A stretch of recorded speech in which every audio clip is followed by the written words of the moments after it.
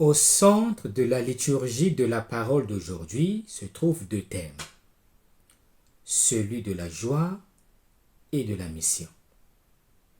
Ou mieux encore, de la nature missionnaire de l'Église.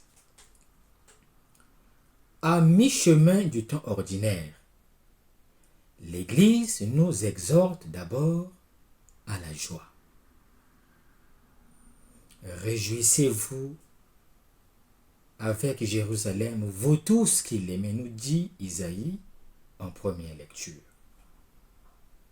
Saint Paul, en deuxième lecture, explique aux Galates qu'il ne veut se glorifier que de la croix du Christ.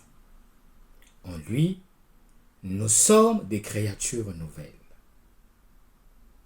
Non pas en raison de nos mérites, mais en raison de sa grâce et du salut qu'il nous a procuré par son sang.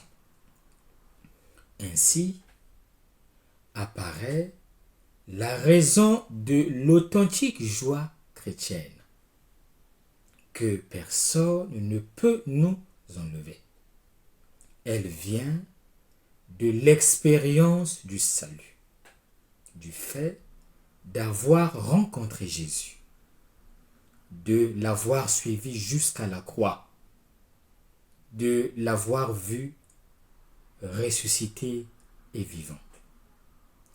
La joie est ensuite complétée par le thème de la mission, sur lequel nous allons nous appesantir.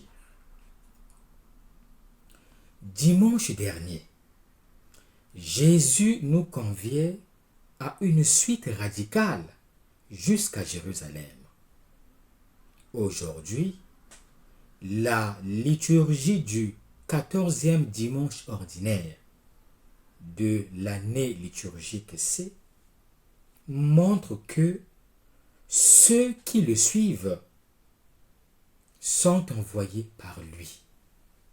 Luc, attentif aux communautés issues du paganisme, présente la mission des 72 disciples.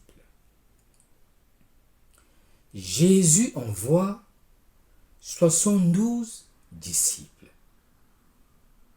Le texte précise 2 par 2. Et pour quelle raison? La raison se trouve dans la sagesse biblique, où l'on retrouve souvent la négativité de la solitude. Deux valent mieux qu'un, car si l'un tombe, l'autre le relèvera. Malheur à celui qui est seul. En outre, être à deux, c'est aussi partager la souffrance, la pauvreté, mais aussi la réussite. C'est donc mettre de côté l'envie et la vanité, qui sont le fléau de tout travail. Travailler à deux, c'est donc redimensionner son moi pour faire place à l'autre en témoignant concrètement de l'amour chrétien. Jésus envoie les 72 disciples et fait de chaque croyant son ambassadeur devant lui pour préparer sa venue. D'où vient une telle mission? La racine de la mission de l'Église et du chrétien est trinitaire. Elle part avant tout du cœur du Père, lui qui est l'origine éternelle de toute vie et la source de l'amour infini, manifeste une attention fidèle et totale à son champ qui est l'humanité. L'envoi du Fils, porteur de l'Esprit Saint, est un signe de l'attention affectueuse du cœur du Père. Il ne s'achève cependant pas avec Jésus, mais comme dans une cascade de missions multiformes, il se poursuit et concerne progressivement ceux qui appartiennent à Jésus, qui sont devenus son corps et ont été rendus membres vivants par l'Esprit. C'est l'existence même du disciple qui est envoyé. Il marche derrière le Seigneur Jésus en le suivant. Il partage sa mission. Il est un signe vivant de l'attention du Père, qui est le cultivateur attentif de ce champ fécond et tourmenté qu'est l'humanité. Et quelles sont les modalités de l'envoi des 72 disciples? Les disciples sont envoyés comme des agneaux au milieu des loups. Jésus rappelle ensuite aux disciples de se faire les porteurs de la paix. Mais Jésus rajoute aussi de ne pas passer de maison en maison, c'est-à-dire de ne pas chercher une meilleure hospitalité que celle que nous trouvons pour satisfaire notre besoin égoïste de réconfort. Au contraire, sur ce chemin, guérissez les malades.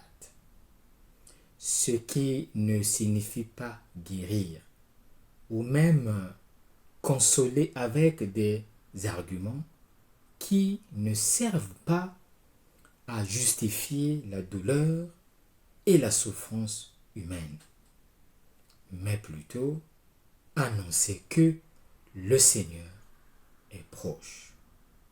Le Seigneur est près de toi quand tu souffres.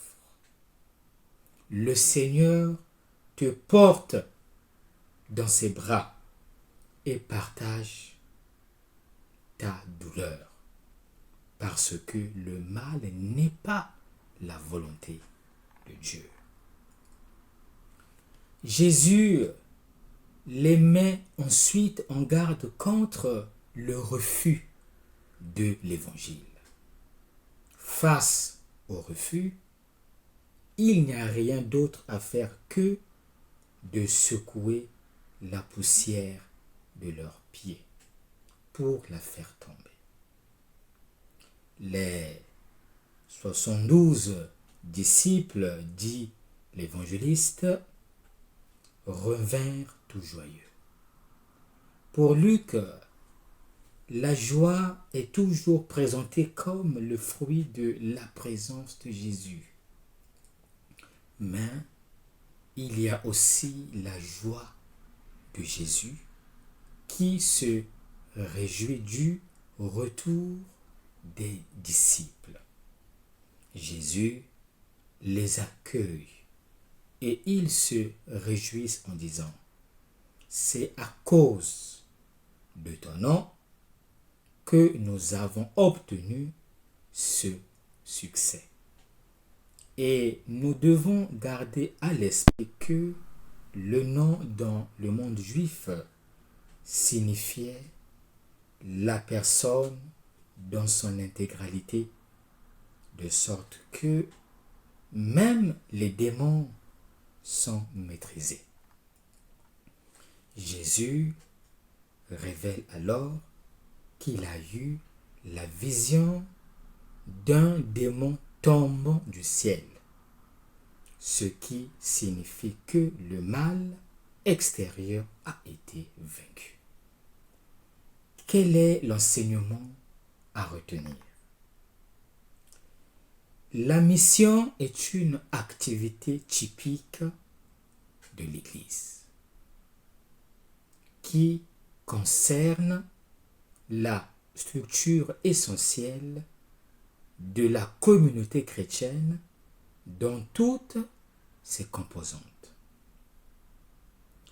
L'Église est en effet elle-même missionnaire et le chrétien participe à la mission ecclésiale en vertu des sacrements célébrés et vécus dans la foi. Le Seigneur qui passe nous invite à le suivre et à partager avec d'autres le don de la foi.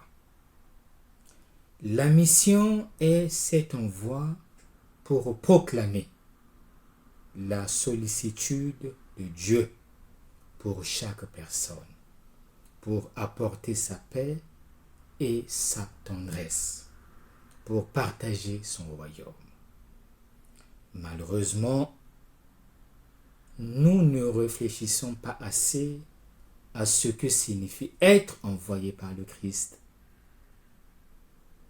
Nous possédons tous le don de cet envoi, mais où l'avons-nous caché? Le Christ qui nous envoie incarne l'énorme confiance que Dieu place dans les personnes. Il nous confie la tâche de continuer à élargir son royaume. Sommes-nous conscients de cette confiance? Comme communauté chrétienne, l'invitation est celle d'incarner le style de la mission. Nous sommes choisis et envoyés comme les 72 disciples en avant de Jésus pour préparer son arrivée. Ceux qui le suivent et vont à sa suite pourront alors aller en avant de lui dans toutes les villes et tous les lieux où il se rendra. Quelle belle mission! Nous qui jubilons avec Jérusalem, image de l'Église mère qui allaite ses enfants avec les sacrements de la vie. Nous précédons et préparons l'arrivée de Jésus là où il doit aller, à la maison, en famille, à l'école, sur le lieu de travail, dans la vie politique. Il n'y a pas de lieu où le Christ ne veuille pas apporter la vraie vie qu'il est et qu'il donne. Pour ce faire, il se sert de chacun d'entre nous et nous envoie ensemble l'annoncer par notre vie. Bon dimanche à tous.